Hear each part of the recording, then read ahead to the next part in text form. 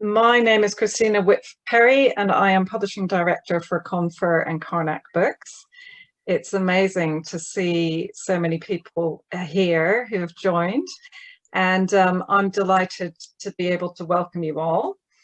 We're here for the book launch of our new title, Present with Suffering, and I've just realised I've left the book on the floor.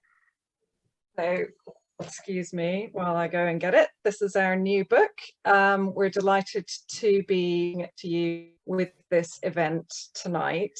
And this is an online book launch, and I need to tell you a few things before we start, one of which is that I should remind you all that the event is being recorded for others to watch on our Confer YouTube channel later on. So the chat box responses will be saved if you write anything in the chat. So that's just so that you're aware that this is happening. I also wanted to tell you a few things about Confer Publishing, which is a new publishing enterprise, part of Confer Limited, who you may all be familiar with as a provider of events and workshops for psychotherapists and psychoanalysts. We started publishing last year. Our first titles came out in June of 2020 in print. And in fact, we published them as ebooks in April, because we actually started, we printed the books in March, and that was just before, just as we became locked down for the first time in this interesting period of pandemic that we've all been through together. And in fact, it's very appropriate for this book to be published at this time, because it does deal with some of the issues, sadly, that we've all had to deal with during this period. So I'd like to now introduce Sarah Eager, who has very generously agreed to be the moderator for this event. And she is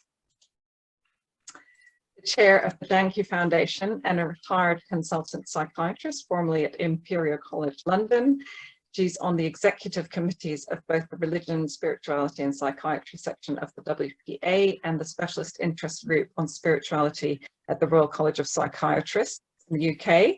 And she has practiced Raja Yoga meditation for over 40 years and is a mindful self-compassion teacher. So she is very well qualified to speak to you about Present with Suffering by Nigel Wellings and Elizabeth Wilde McCormick. Over to you, Sarah. Welcome everyone, and good evening. Thank you so much for coming to attend the launch of this absolutely fascinating book. I've really enjoyed reading it. I've found that the depth and understanding of both the authors, both of psychotherapy and of a spiritual practice, and in particular Buddhism, but spiritual practices that they've both had for over 40 years as well. A beautiful weaving of these two sides of their lives, if you like, and their deep experience. I've really enjoyed the fact that they've shared a lot about themselves. They've been very generous in allowing us to see their own journeys and how they've actually applied these ideas in their own lives. So I think it's very powerful in that sense. It feels very real and authentic. And this kind of tension, if you like, between, and they do note this in the book, this tension between a psychotherapeutic endeavor or even psychiatric, where we're trying to, help people figure themselves out, come to some kind of resolution of their problems, to feel better, the work that can go on for years, versus a different kind of approach, really. And in a sense, Buddhism is coming at it from another angle that might just help us with some of these issues and some of these dilemmas that we often try so hard to solve. And is all that effort really needed? And of course, you know, mindfulness has now been incorporated into so many psychological therapies, because I think there's an understanding, there's something in that wisdom, in that ancient wisdom, in the depth of understanding of how we relate to our own thoughts, our own feelings, our own emotions, our own stories. There's something that Buddhism has to tell us about that, which is really practical and useful and helpful. So I'm going to invite both Liz and Nigel now to share a bit from the book. And I don't know if you know either of them. They've described themselves here as psychotherapists and authors, and that's really underselling themselves. They're both real pioneers in this area. Both had been involved in setting up the transpersonal psychology movement many, many years ago, which a lot of us are familiar with. And Liz has worked with cognitive analytic therapy, setting that up, a really excellent therapy. And teacher, trainer, writer, they've both written books together, which is no mean feat. They've been long-term friends, and I think that really shows in the writing that they're very fond of each other and interested in each other's perspectives. And Nigel, also a psychoanalytic psychotherapist, written many books, been involved in the mindfulness movement, really been on his own spiritual journey through that whole Buddhist way of being and exploring it. And so I think we're incredibly lucky to have the richness of their psychotherapeutic understanding, their meditation practice, their Buddhist understanding put together in this book of really how can we be with our pain? How can we be with that inevitable fact that we all suffer in life? It's part of the human condition, and how do we live with that? So Liz, I'd like to just invite you now to perhaps share a little bit from the book about your own experience of writing the book and what you hoped to share. Your section is particularly on bereavement. I think you start with the whole concept of grief, really, and how that's such a big thing in our lives, and an inevitable part of our lives. So Nigel, you in your part of the book really focused a lot on the whole thing of emptiness, didn't you? That was the thing that was interesting you, and emptiness is something that we talk about in psychiatry and psychotherapy as being possibly not a good thing, but I think you know, with anhedonia, depression, all these kind of things, but I think you have a different, or you've explored it in much more depth. Do you want to share with us about your experience of writing the book and your thoughts on it? Yeah, I thought about what to say in my 10 mins this morning, and I'll be careful not to lose my notes and have one of those Peppa Pig moments. And the origins of this book actually go back, I think, probably to about 2018 or 2017 for me, not for Liz, but for me, because I had been giving talks at the Analytic Network in Bath since, I think, probably 2002 or 3, and the subject I've gone round over and over again and kind of progressed through has been the relationship between psychotherapy and Buddhism. And when I finally, when I got to the talk, my last talk for the Analytic Network was on emptiness, both the psychotherapeutic understanding of emptiness and the way you've just described it, but also the Buddhist understanding of emptiness, which is so very, very profoundly different. And when I'd written that talk and talked about it to the people who came, I kind of felt that was it. There was nothing more I could add to it. I'd kind of done it. I kind of got to the end, and I could see sort of retirement appearing on the horizon. I'm not quite sure what's happened to that. I seem to have gone a bit astray, but there we go. But that was kind of as far as I got.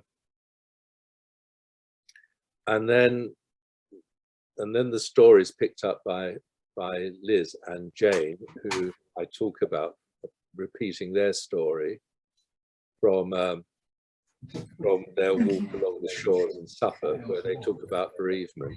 And out of that conversation is born the idea of this book. No, sorry, not the idea of this book, the idea of a talk, which then Lizzie and I gave in 2019. And Lizzie's was on bereavement, which indeed is her part of the book. And mine was on these two very different understandings of emptiness, which is mine. And the middle of my talk for Confer was actually based on Hermann Hesse's Siddhartha, because I was looking for something to kind of make it a bit more exciting, a bit more entertaining. But of course, the problem is you can't actually quote someone like Hesse in a book extensively because it is extraordinarily expensive. And so all of his beautiful imagery about emptiness being like a river, which is continuously flowing on, which is indivisible. Every single part is, in a sense, every other part. There's no beginning and end. It's all of one thing. It's entirely transitory, and yet it's one big, huge process. And his beautiful imagery of Siddhartha sitting by the side of the river and hearing all the voices and all the parts of his life and all the parts of every life from every time. All of that, unfortunately, I couldn't translate into this book. So what I did was think, okay, I need to do something different. And I then thought, well, okay, what do I try and do? Something extraordinarily difficult, which is to go through the Buddhist understanding of emptiness, and try, which is extraordinarily complicated and goes through many, many different evolutions, so that we have many different types of ideas, many of them contradictory, and try to find a way to write about that and not lose the people who are reading it at the same time. So I love that part of the book because for me, it was the most extraordinary challenge. And I had a few people road test it, see whether it was in fact intelligible to someone else other than me. And I took their suggestions and their help on board.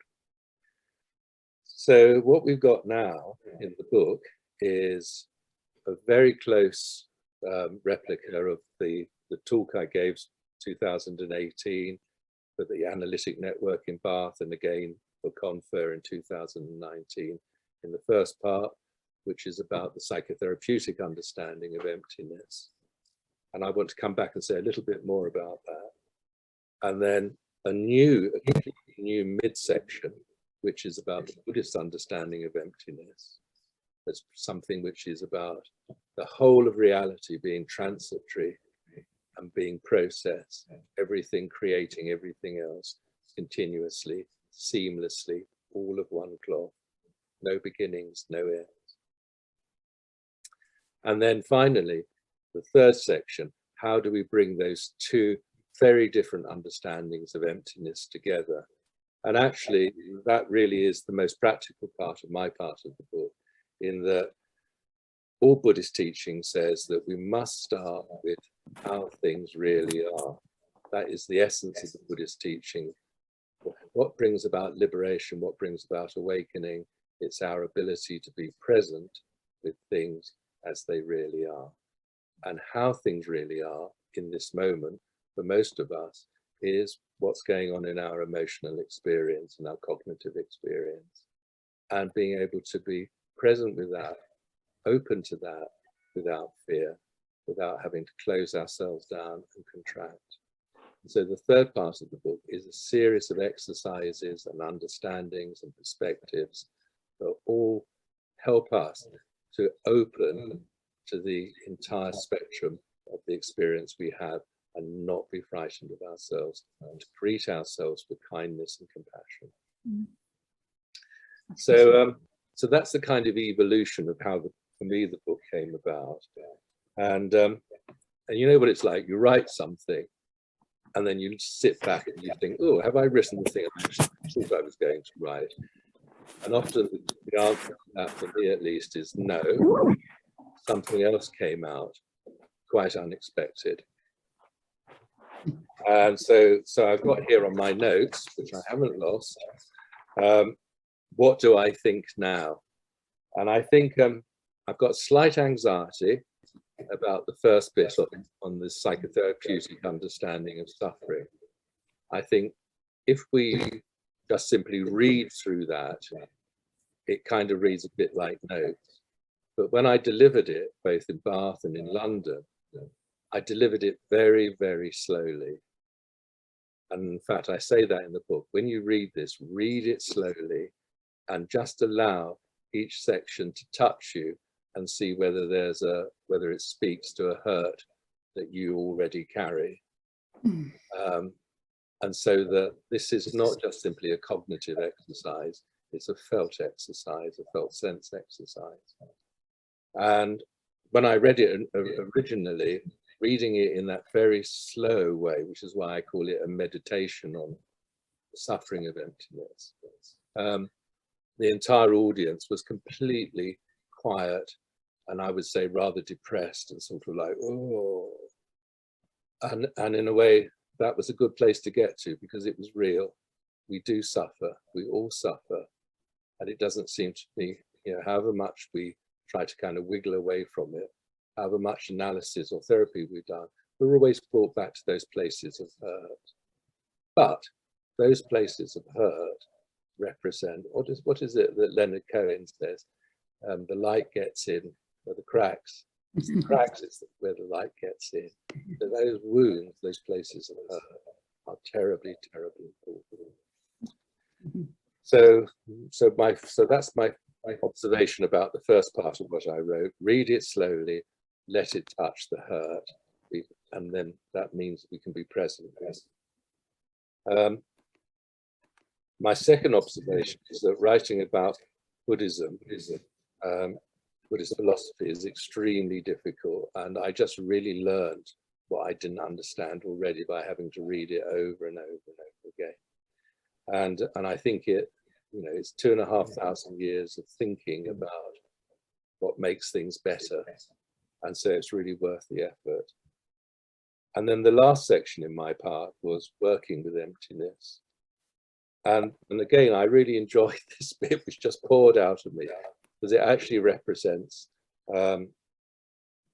where I've got to with my partner, Philippa Vick, and our teaching over the last 20 years. I think I say in the book that Philippa started the Bath and Bristol mindfulness courses in 2006. I joined her a bit later, and then we evolved that teaching until quite recently. And there, I think, while mindfulness is absolutely central and completely and utterly, the stars and lights around it, what's also there very clearly is that mindfulness requires a bigger context of both our ethical or relationship to the world, caring for each other, caring for the world that we all live in, to give it its foundation. And there are different sorts of emptiness, and emptiness can go to a very profound place, which hopefully we talk about right at the very end of the book. So there we go. That's kind of my story about how I engaged with this book. I have to say I was a bit hesitant, and Lizzie bullied me into doing it. She just badgered and badgered and badgered, and she was absolutely right, and I'm very grateful to her for doing so.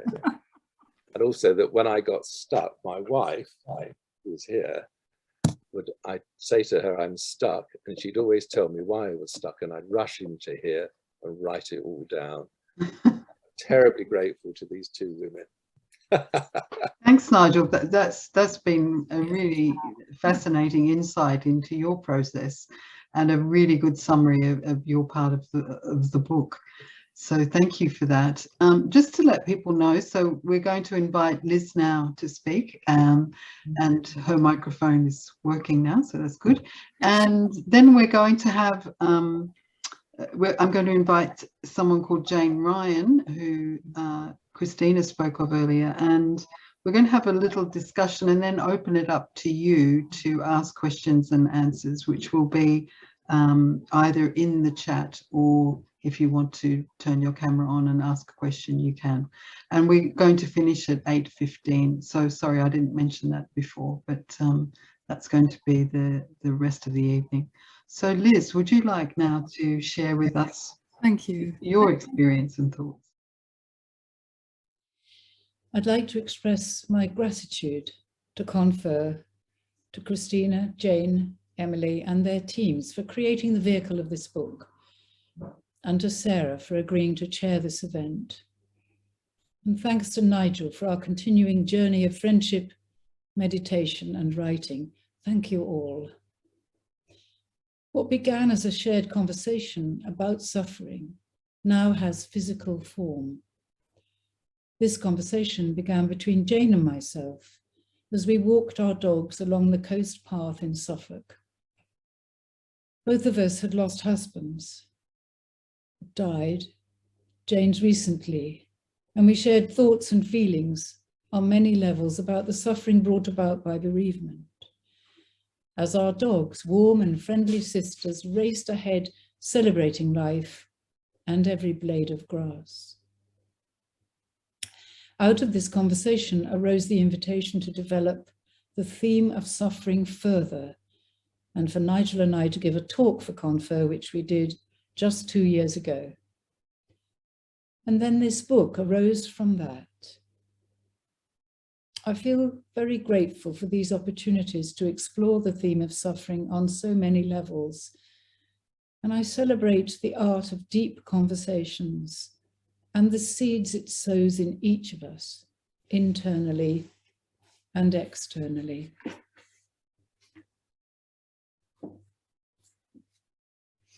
I'm going to read from a section of my part of the book about loss and bereavement. The first part is about attachment and impermanence.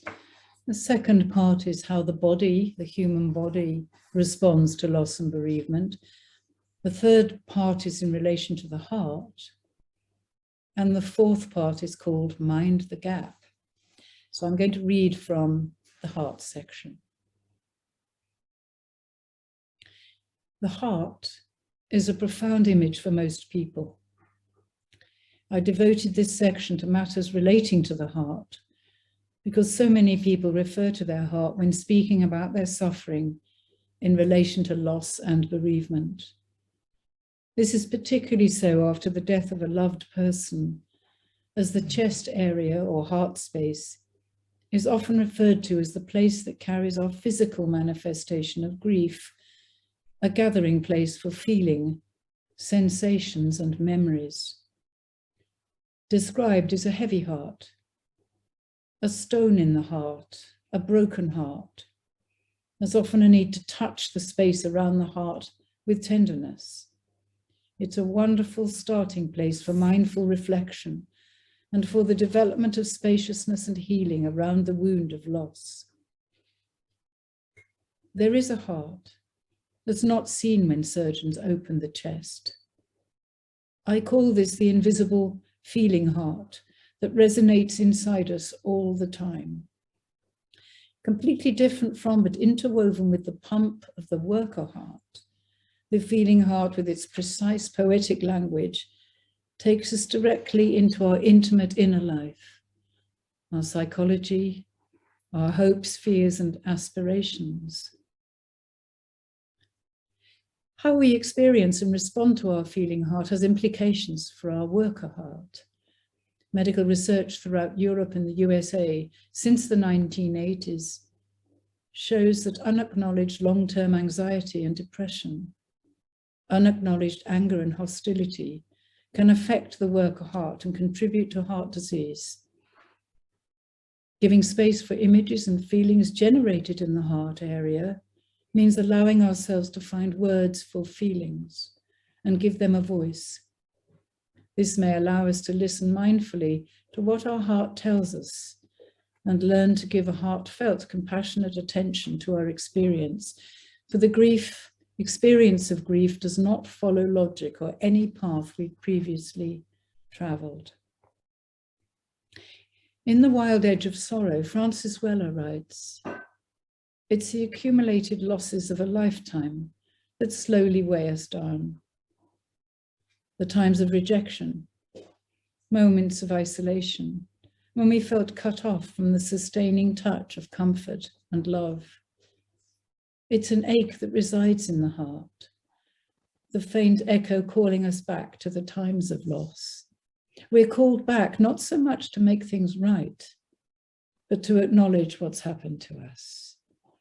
Grief asks that we honor the loss, and in so doing, honor our capacity for compassion. When grief remains unexpressed, it hardens, becomes as solid as a stone. When we're in touch with all of our emotions, we're more verb than noun, more a movement than a thing. That when our grief stagnates, we become fixed in place, unable to move and dance with the flow of life. Grief is part of the dance. For many years, the organ of the heart was seen as a no-go area for surgeons. But since William Harvey's discovery in 1628 of the heart as a pump for blood to circulate and give us a pulse, modern cardiology has grown and developed significantly. And as it has grown and developed, the interest in and understanding of the heart as a vehicle for feeling and imagination has fallen away. So it's fallen to modern reflective depth psychology, in particular the contribution of C.G. Jung and James Hillman, to remind us of the heart that's always been held by our poetic imagination. Jung writes, "We may know in the head something for 40 years, but it's not until it's touched us in the heart that we really take notice of it." We speak easily in many languages of the lion heart of courage, the heart stirred by beauty, the heart broken by despair and loss, the heart touched and opened by love. In Spanish, the word for remember, recordar, translated literally means to bring again through the heart. The Institute of Heart Math in Boulder, Colorado is continuing with these explorations by researching both the organ of the heart body and shared human experience. They've discovered that there is a little brain in the heart containing 40,000 neurons, which sends more information to the brain than the brain does to the heart. In this new field of neurocardiology, scientists have discovered that the heart possesses its own intrinsic nervous system, a network of nerves so functionally sophisticated as to earn the description of a heart brain. This little brain in the heart gives the heart the ability to independently sense, process information, make decisions, and even to demonstrate a type of learning and memory. Their research also shows that when two people sit together with peaceful intention and truly present to each other, listening, we might say with a good heart, there is cardiac coherence and attunement. This has now taken its place as a reality, not just a psychological theory. What I'd like to do now is invite Jane, because Jane is a long-standing friend of yours, and their dogs have been mentioned several times. Walks along the Suffolk beach, where it seems like lots of interesting plans and things evolve and are created. But Jane, you're a well-known person in this whole area, and an amazing life you've had from your bio. Setting up Confer, which I think is an amazing organization, and your conferences have just been incredible. And as you say, bridging this gap between all the different kind of schools of psychotherapy and so many fascinating topics. You're always, you know, on the edge. I feel you're always on that creative edge of what's the next thing we need to be looking at. So congratulations for setting up that organisation and sustaining it for so many years. You're a psychotherapist yourself, done a lot of community work, and also written books yourself and on psychotherapy, does psychotherapy work, and likes gardening, I think, as well. So absolutely multifaceted person. So Jane, do you want to say a little bit about the book, yourself and your involvement, and then we'll have a conversation. Yeah, thank you very much, Sarah, for that introduction. I'm not actually a psychotherapist any longer. I found when I, practiced being a psychotherapist that I was suffering too much, and therefore I sort of thought, well, I'll network with my colleagues instead, and that's how Confer came into being. But yeah, Liz referred to this sort of walking and talking thing, and I think for some reason I just sort of had in my mind one morning. It's amazing how much of the time one spends suffering. I mean, I speak for myself, obviously, but where does, my question was really, where does psychotherapy stand on the question of suffering? And because it seems to me that suffering is, we don't want it. We want suffering to be removed if possible. And in fact, one question I have asked Liz is, can you actually die of a broken heart? The reason I asked Liz that is because she's been so involved in, cardiac health. And Liz said, yes, you can actually die of a broken heart. And it seems to me, well, suffering is a problem. So what do we do? What do we do with this? And most people come into psychotherapy, come in because they're suffering. You don't, you wouldn't come in for a chat. Or you might, but it'd be unusual. And so does psychotherapy attempt to accommodate the suffering, to find a way of accepting it? Or does psychotherapy as inherently as the project attempt to find a way to relieve the person who's come in for therapy of some of that suffering or all of that suffering? What's this about? Where does psychotherapy stand on this particular question? And this is an event, a conference came out of this, and now this lovely book. And actually, I feel very inspired by the book, and I really want to thank you, really genuinely, for writing a quite astonishingly good book. I mean, it really is tremendous. I've read it over the last couple of days, and I actually feel much better about suffering. And the reason is that I feel that I think what the book explains so well is that if you can actually accept its inevitability and find a way to make friends with it by allowing space for it, that it softens and it becomes a sort of companion in life. It can never be escaped. And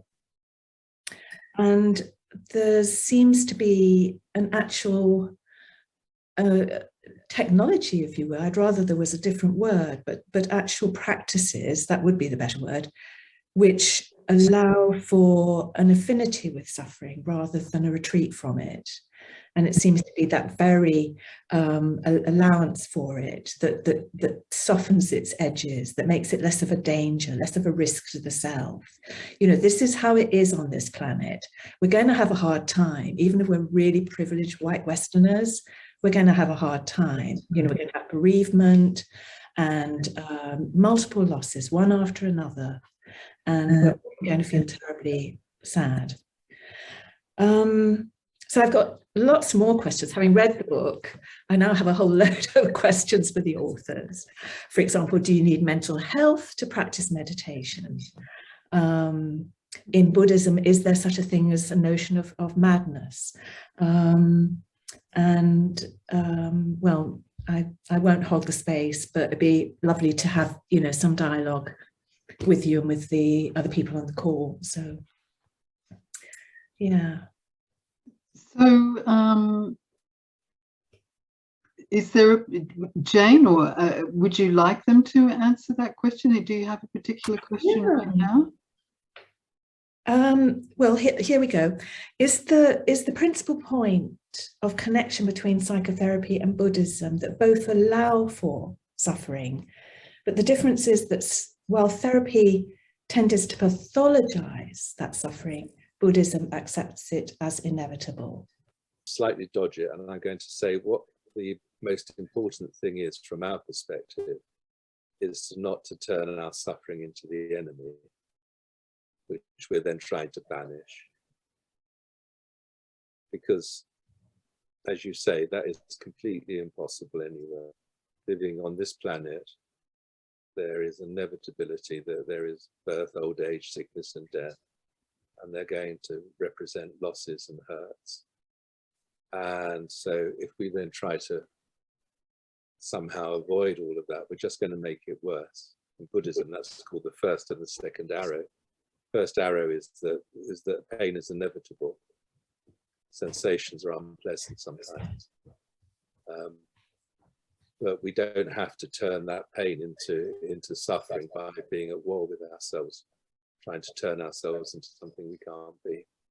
So I think that's a really great question. It's probably the most profound question you could have asked, actually. Thanks, Nigel. Do you want to, Jane, do you want to say? Well, I just noticed that Nigel distinguished suffering from pain.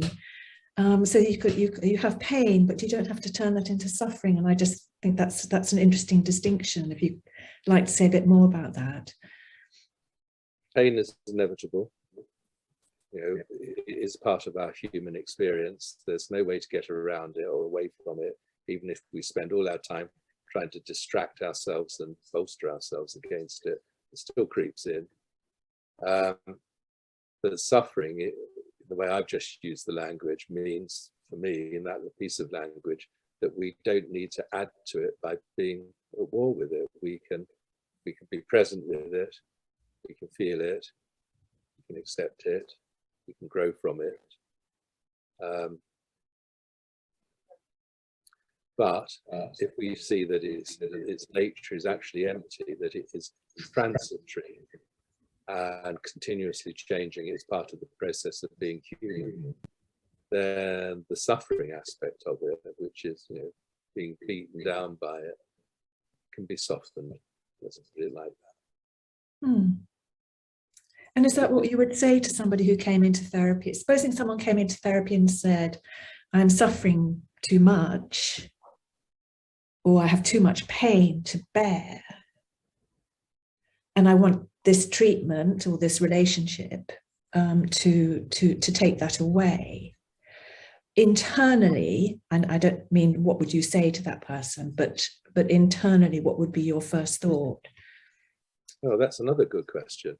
So I think the turning point of my psychotherapeutic practice is actually very simple. So perhaps when I first started, I might say, tell me more about your feeling, or what is the feeling around this?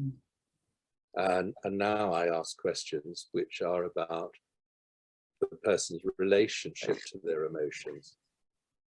Because by asking the question about what is the relationship to my emotion, how am I with these experiences, with these feelings, with these emotions I'm having, it's a question which invites us into presence. It asks us to just step back and see, while still maintaining the relationship to the experience, oh, okay, this is how I am with myself. So I think that's the key point. It's not what am I feeling, it's what is my relationship to that feeling. I'm aware now some people are putting questions in the chat. I don't know, Jane, was there anything else you wanted to ask? Or would you like me to ask a question from the chat? I think it'd be great to move on. I mean, yeah, let's bring some other people in. Yeah. The questions in the chat are a little bit random, I suppose. So I'll just read out some things. And if someone wants, someone called Judith Edwards has put her hand up. So I think it probably, Judith will unmute you.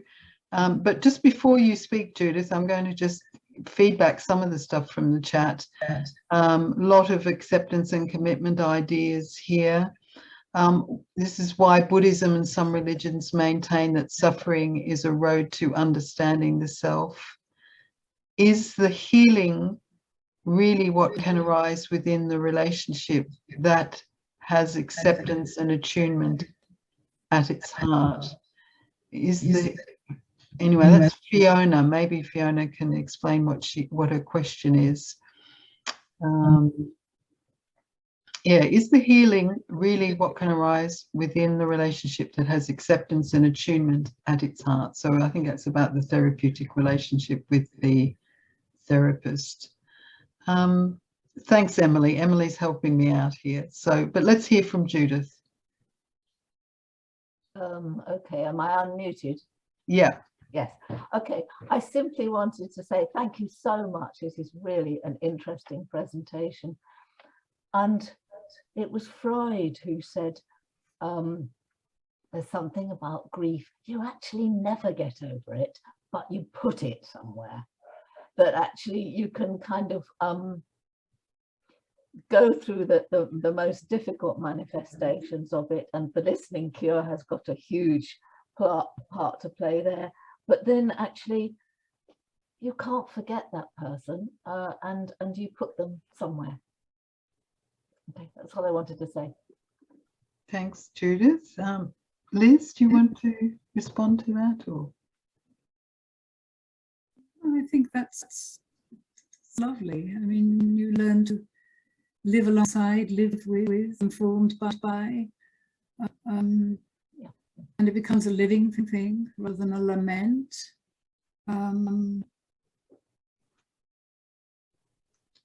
Yeah.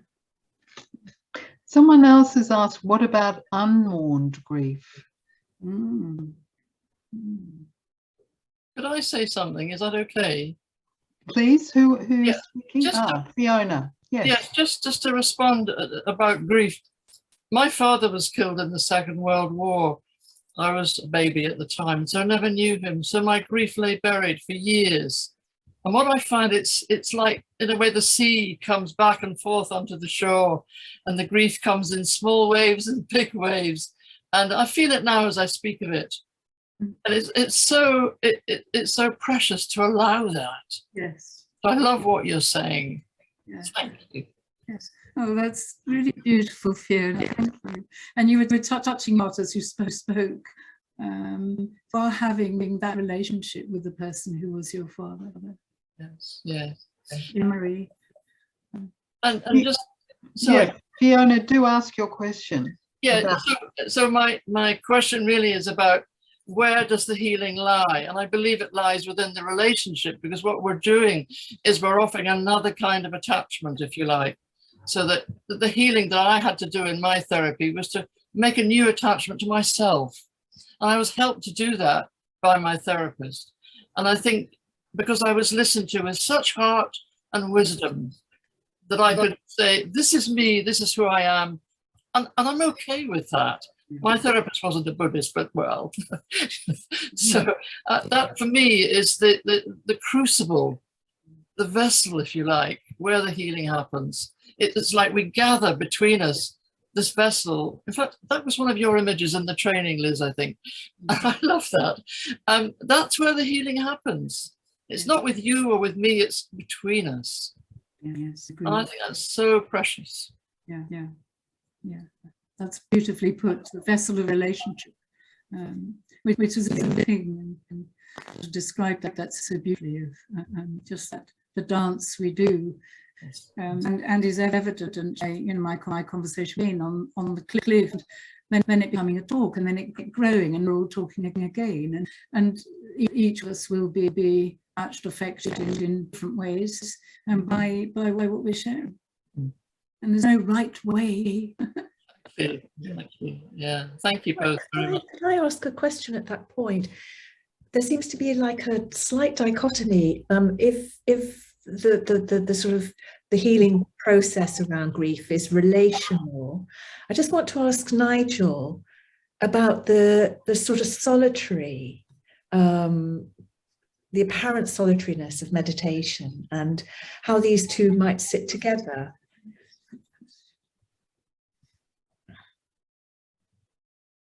You've done it again, Jane. You stuck your finger on it, haven't you?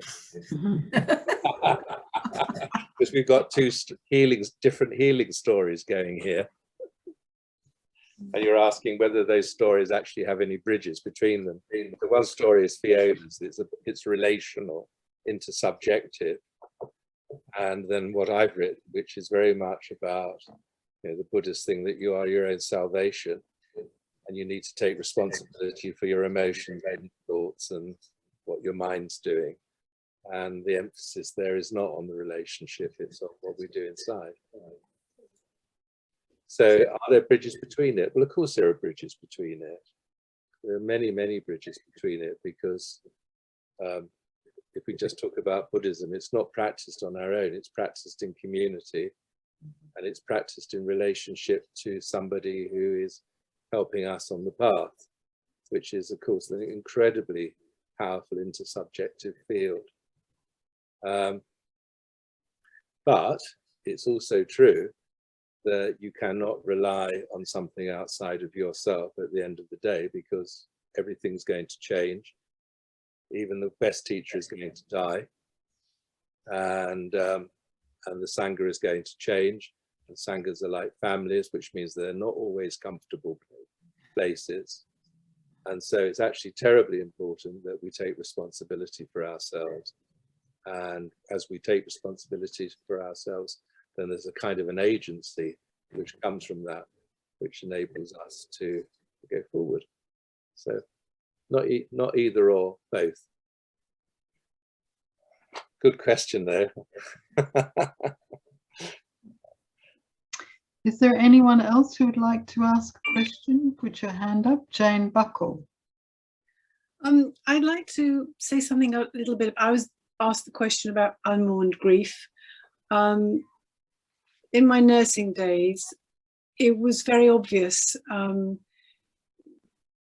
that some people had real issues with their anger. And a very wise person once said to me that anger is unmourned grief. How would you help somebody like that if you weren't a psychotherapist?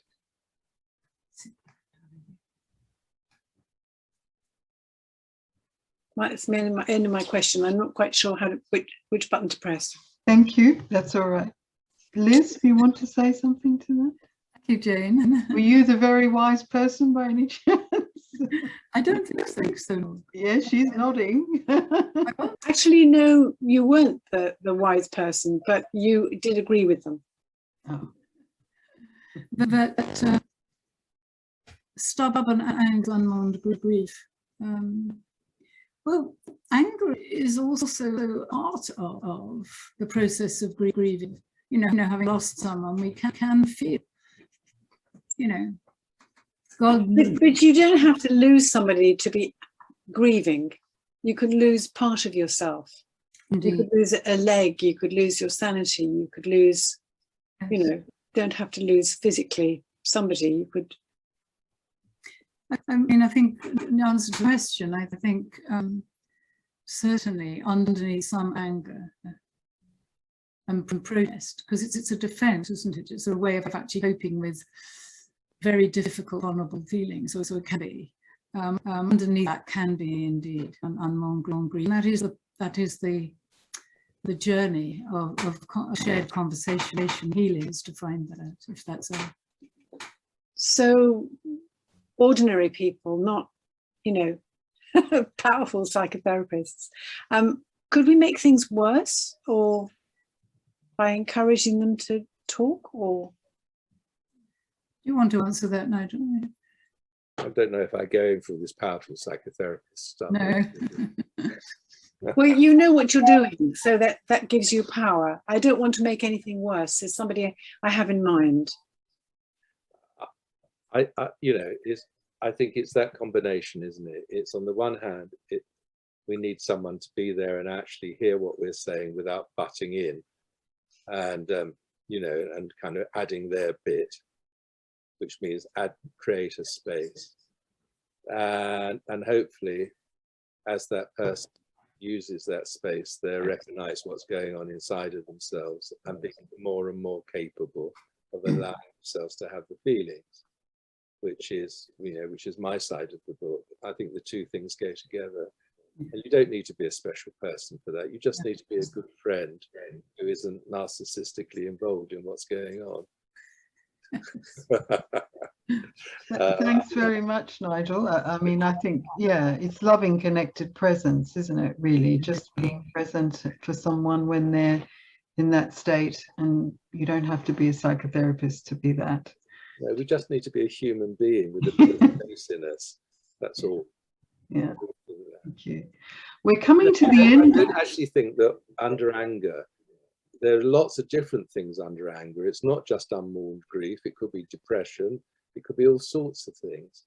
And that's what's fascinating, because if we go to the body and to the felt sense of what that anger is about, so not trying to cognize it or make up stories about it, but actually just be present with it, then what I've found is that actually in the felt sense of the anger, there are all sorts of other felt senses underneath it, which come from other places.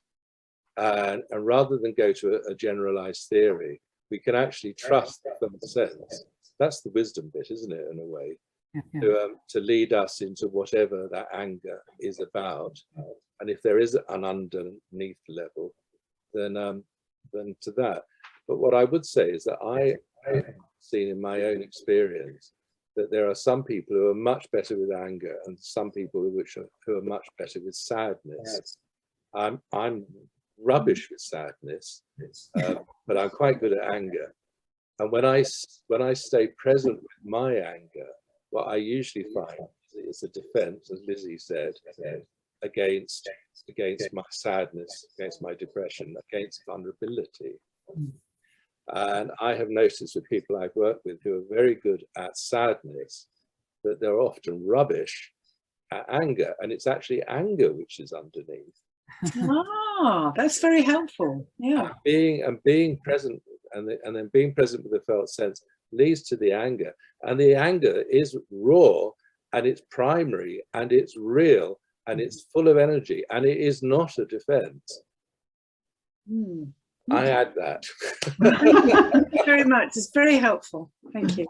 Thanks, Nigel. I mean, I think we're getting into very interesting territory here, and it reminds me a bit of one of the mindful self-compassion exercises where you look at hard feelings, soft feelings, unmet needs, you know, and you go through that whole process in a practice. So I think there's tons to unpick there, really.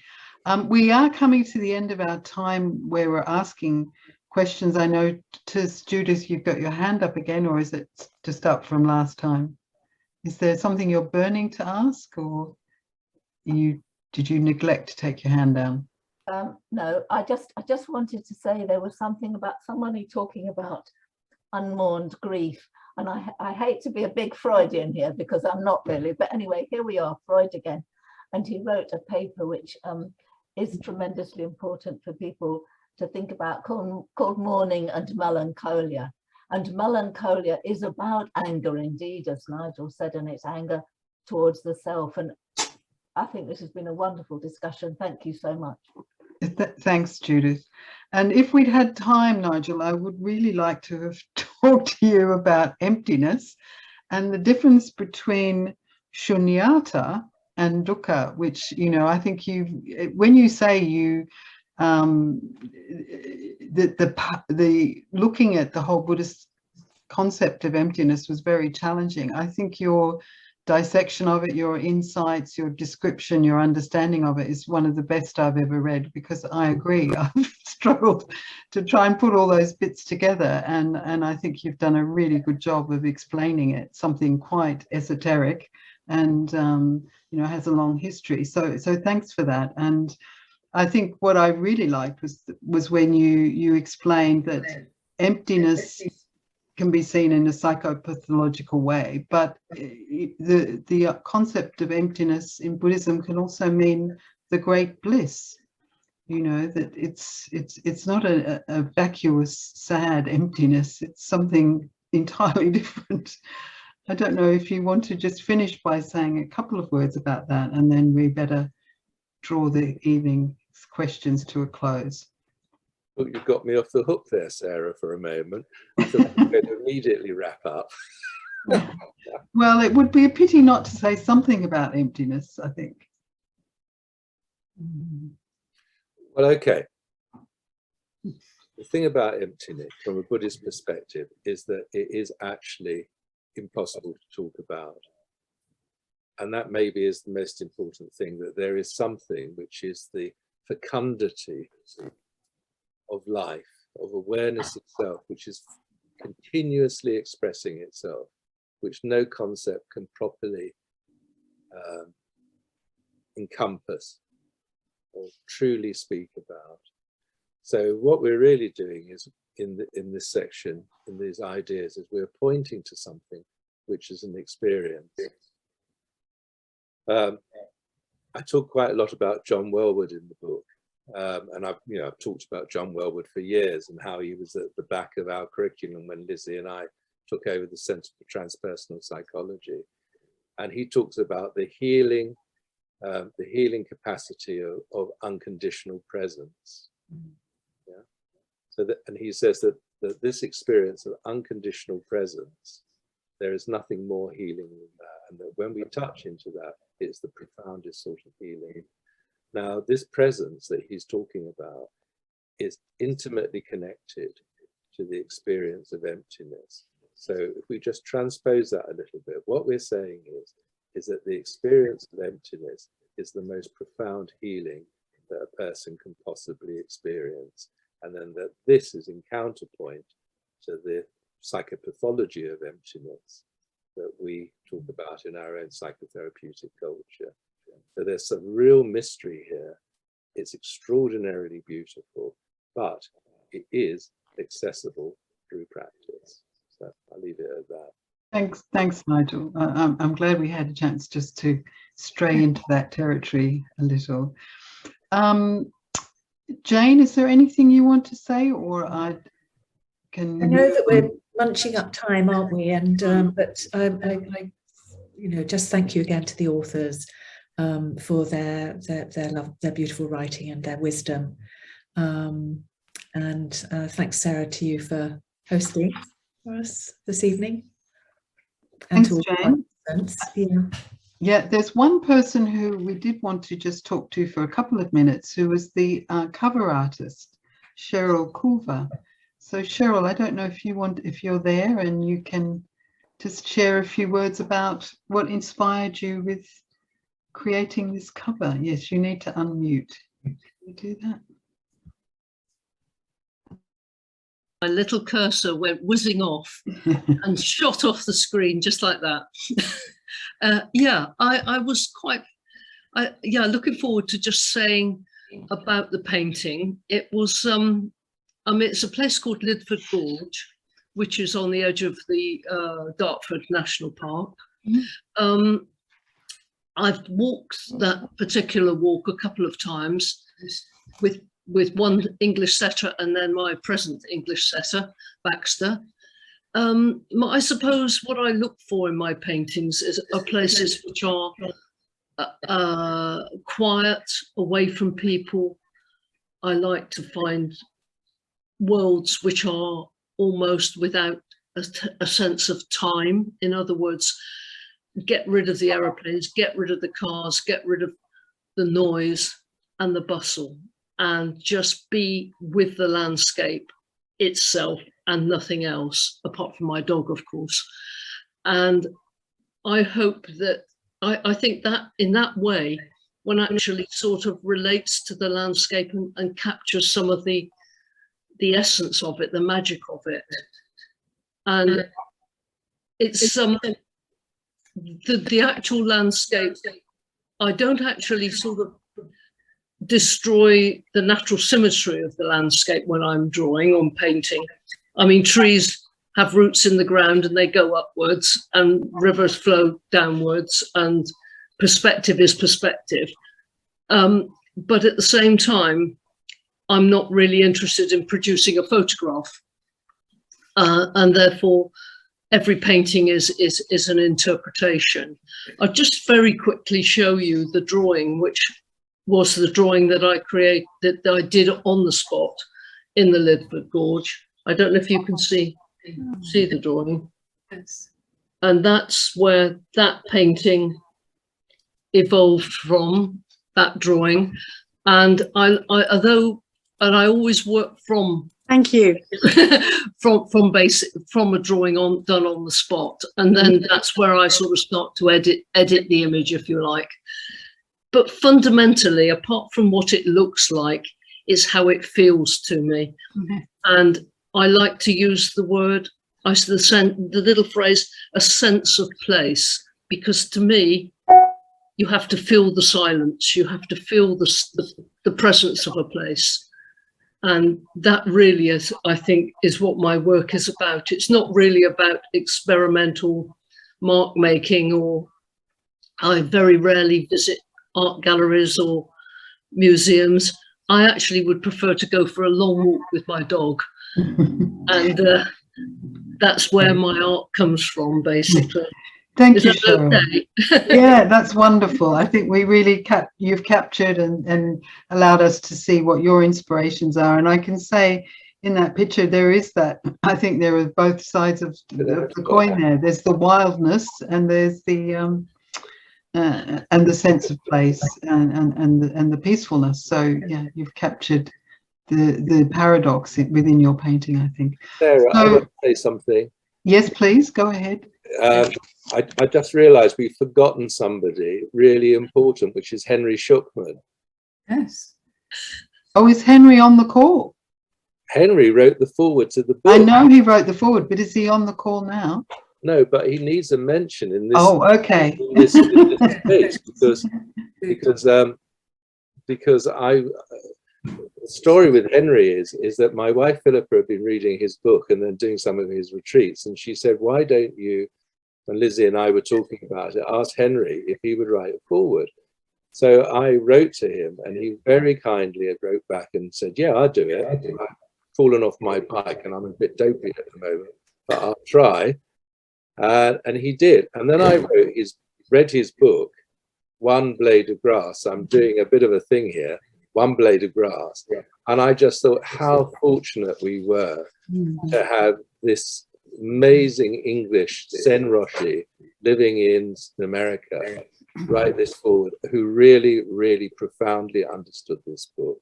Yeah. And I would say to anybody, you know, if we are looking for a wise man in this book, or a wise person, that's better, then I think we go to the foreword and, you know, and look him up on YouTube, because he's a beautiful, beautiful teacher who is not up himself in any way whatsoever. Thanks, Nigel. Well remembered. And you're right. The foreword really does capture the essence of it beautifully. Yeah. So you're right. So we're now going to finish. We are 1 minute away from closing time. So thank you all for attending and joining, and we hope you found it enlightening and enjoyable from all your comments in the chat. Nice big hug to Nigel on behalf of all of us. Bye, Philippa. Thank you. I'm just going to now hand over to Christina to close. Thank you, Sarah. Thank you all so much for coming. It's been a wonderful event. And just on the subject of Henry Schuckman, Nigel, I have read, obviously, the preface, and I am very pleased that he agreed to write it, because I actually grew up in Los Alamos, New Mexico. Henry Schuckman lives in Santa Fe, which is a place that I know well from my childhood and teenage years. It was always really exciting to go to Santa Fe when I was younger. So that's another connection with the book.